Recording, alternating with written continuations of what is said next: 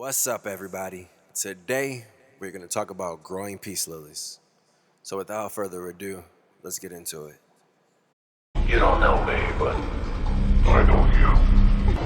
I want to play a game. So, the trick about growing peace lilies is that you got to understand how the plant works. A lot of people say it's an indoor plant, so it doesn't require that much sun, it doesn't require that much water, but that's simply untrue. So I'm going to teach you about growing large peace lilies. If you're looking at this one right here, you can see that it has flowers. This is usually indicative of having an adequate amount of sunlight. But if you look at the leaves are just absolutely humongous. So what I'm going to do is I'm going to remove all of these flower stalks. They don't hinder the plant's growth at all. They just are a little bit unsightly to anybody who's, actually looking at your plant, knows what they're looking at and looking for. So generally speaking, I let a little bit of time pass, let enough flowers grow out to where there's a bunch of stalks, and I just take them all out at one time.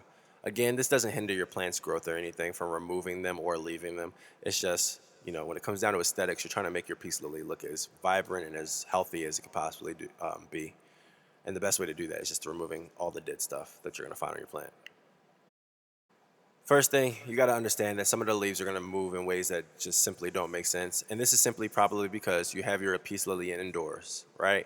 And what's happening is that if you have it near a window and it's not getting enough light, it will start reaching for light in other areas of the room. This is my other peace lily right here, removing all of the dead material at the bottom or the base of the plant. I usually do this first, but I had already done that on the first plant, so we're just going to remove it right now for this plant. And then what we're going to do is we're going to also pinch out the stalks that you can see.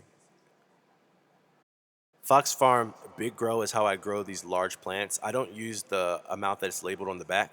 I actually do half doses weekly, and that's what allows the plant to grow as large as it could possibly grow.